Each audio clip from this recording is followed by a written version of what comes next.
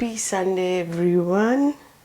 I am going to talk a little less today because, judging by my voice, you can tell that I have a cold, I haven't been well, etc. More about that later. But I want to start with something fun that I don't get to do all the time, like Christmas, wrapping and all that.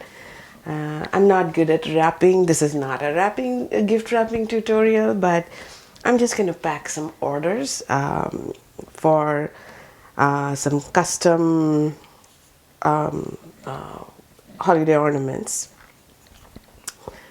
And I'm not going to talk. I'm just going to do my thing. I will add some music and we will see.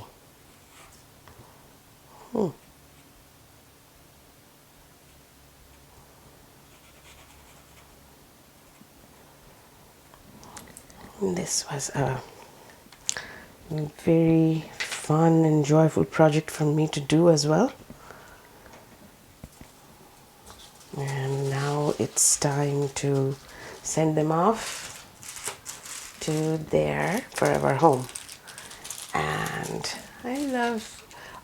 I just loved shopping for all the, wrapping, tissue, stickers. It's just very, very fun for me. It's like being a kid. So this is just some gold tissue.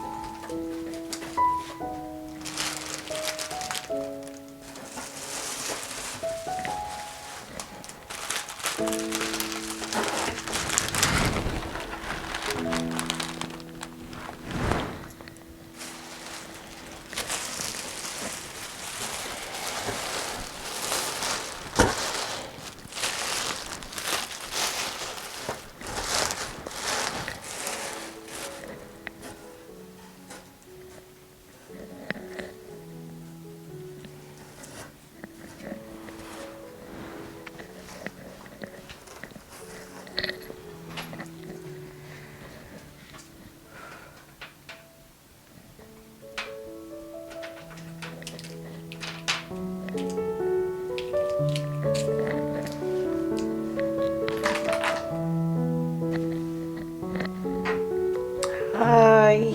So that uh,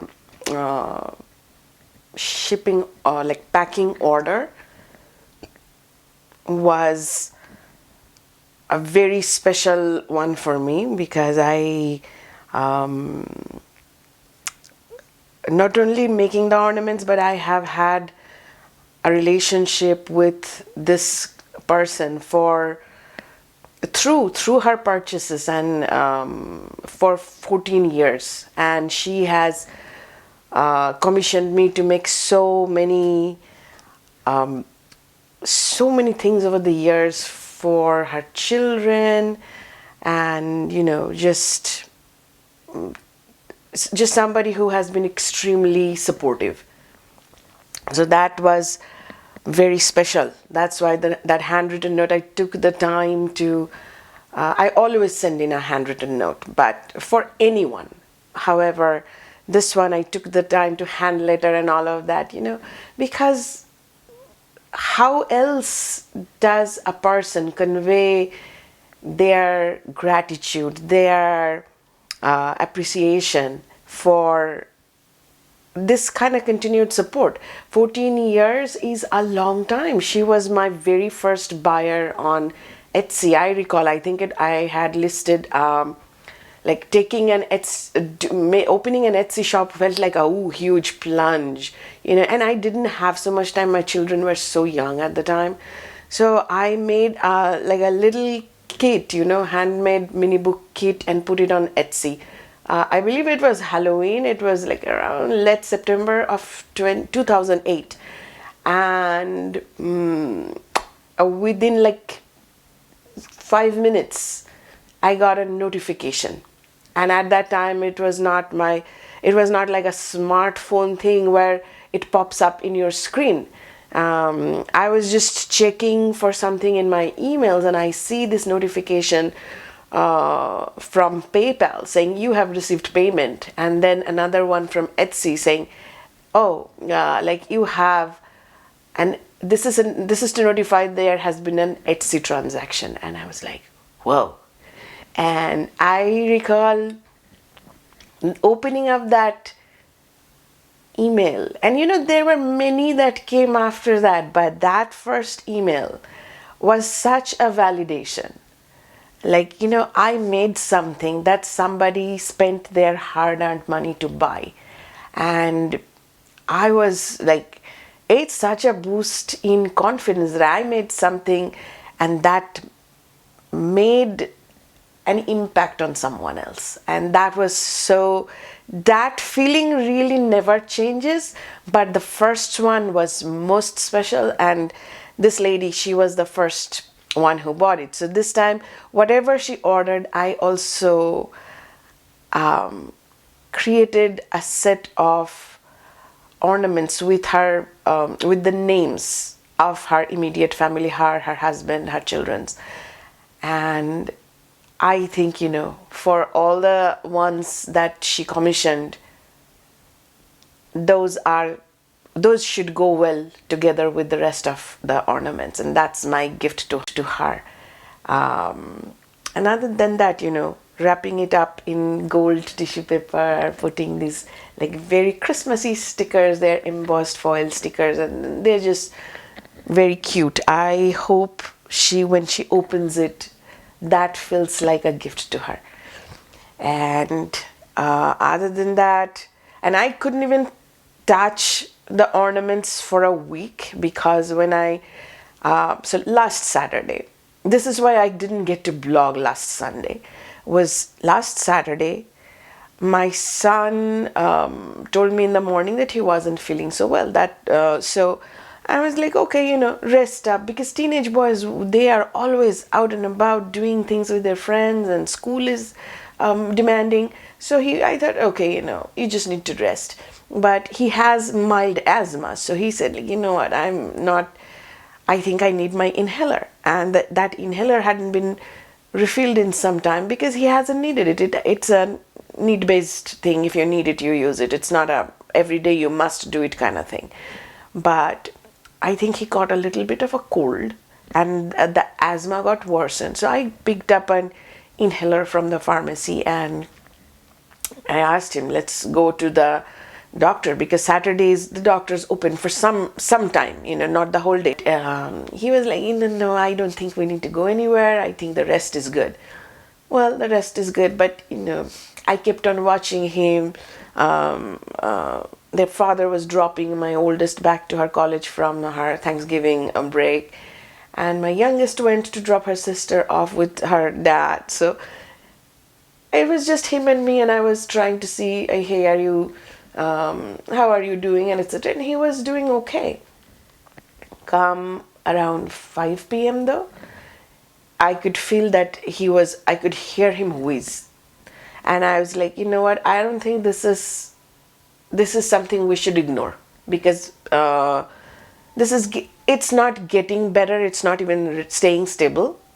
Let's get you to an urgent care, because the urgent care would also close by a certain time, right? So I packed him up, and he wasn't resisting that much. So I said, okay, you know what, I think he thinks that may be a good idea. So I pack him up, and we go to the urgent care, which was like 30 miles from here, because the closer urgent care had closed for the day. And when we got there, they said, no, we are not taking any more. We are so backed up, we are not signing up any new patients. And I'm like, oh, my son is having difficulty breathing, because while I'm driving, I could hear that he's really wheezing and he's struggling to take in air. And I'm like, he's struggling to breathe. What do I do?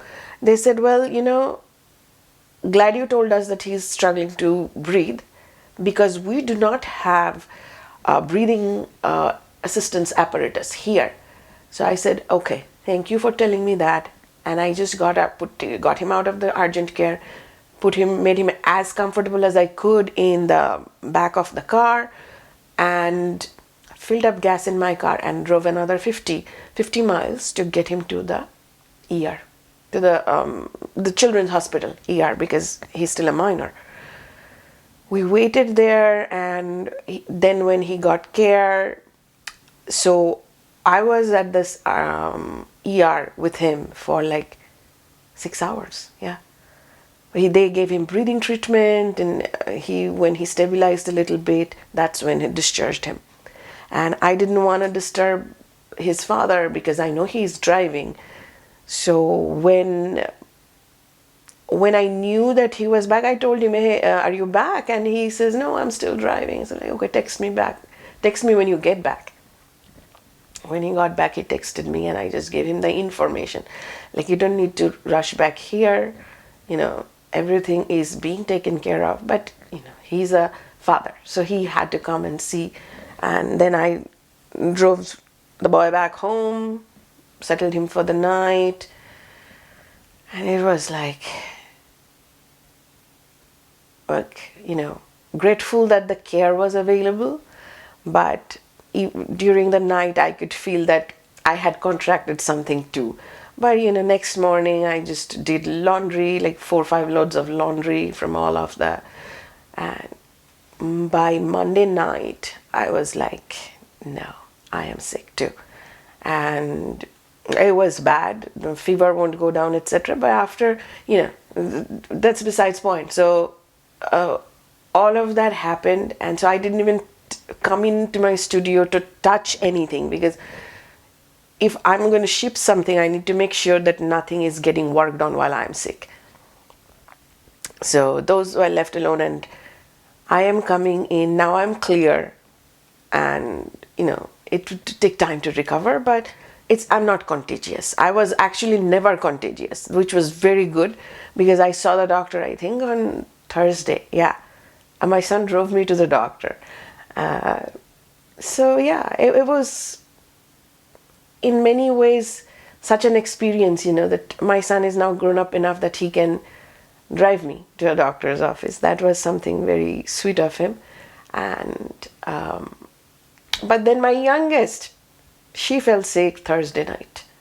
So, once it gets in the family, everybody gets a turn.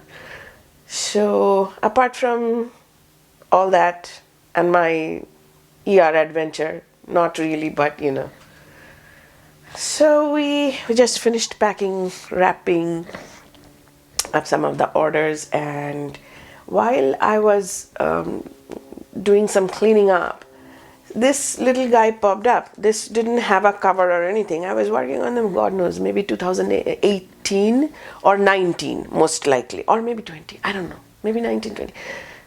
Does it matter? No.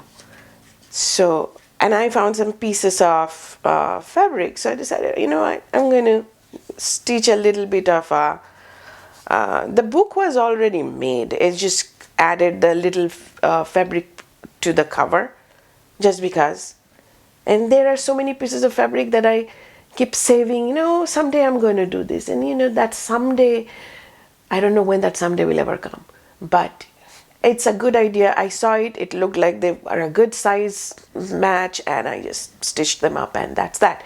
It's nothing perfect about this. Oh, and like still struggling to breathe if I try to talk fast. And the most fun thing from my week are these glass quills. It's just so beautiful, and she's pink, and I just have to show you, and I have to be super careful that I do not put it down too hard and all those things. And this, I think I have this when I went to India, God knows however long ago. I picked up some ink, fountain pen ink. And this is my glass quill. And I'm just gonna write it. It's so exciting.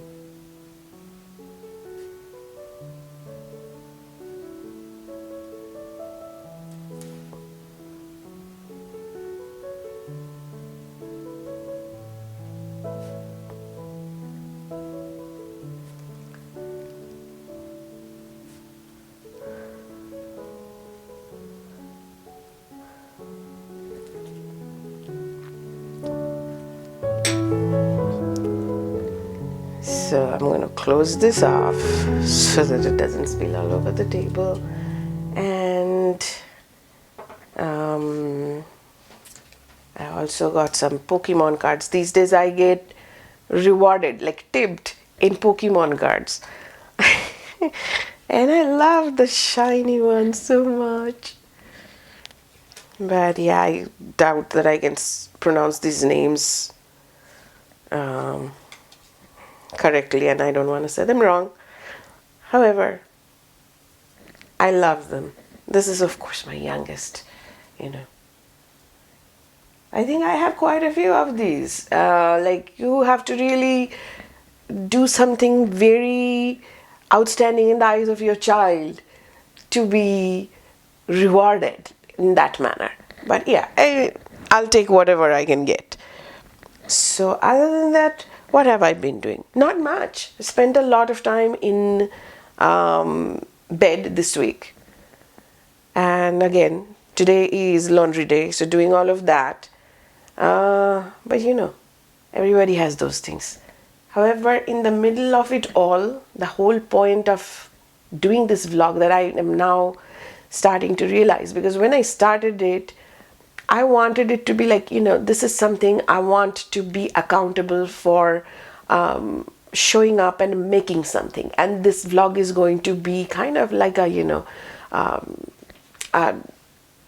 documentation of sort, like what all I have been doing for creativity, to to nurture my creativity, to do things that are not all commercial, something personal, something that is just to nourish not only the creativity but also the well-being that comes from taking time to nurture something that is important to me, and nurture my general well-being, emotional well-being. So yeah, but now as it's almost a year now, and while I didn't vlog as I had, I if I were to be a perfectionistic, there should have been 52 blogs in a year. Well, that didn't happen. There hasn't been 12 sketchbooks either. But the truth is, as an individual who has responsibilities of children and other things, and there are health issues, these are such common things. Everybody has them. And for me to accept that, yeah, there may not be 52 vlogs, there may not be 30 sketchbook, not 30, 12 sketchbooks and 12 art journals with every single page filled in, but there is a constant effort to come back to the creativity regardless of what else is going on. Accepting that, making time for everything that needs to be done, not feeling resentful, oh, because I had to do this, I didn't get the time to do that. That doesn't really help. So yeah, all of it, the gardening, the cooking, the taking care of the children, the organizing of the house, the studio, the cleaning, despite all of that, coming here, showing up, and that is what the whole message of my vlog is, I think. That remaining creative in any possible way throughout the year, no matter how small it is, and no matter like letting go of the idea of this is exactly how it should look like or else it's not enough. Letting that go. Sometimes it may be just writing 2 lines on a thank you note, writing 2 lines with a glass quill, and it's just that, coming back and not letting it go because there are other bigger things happening. Letting it coexist in its own small way. And I think that is all I have got to say. Bye for now, and I will see you on my next vlog.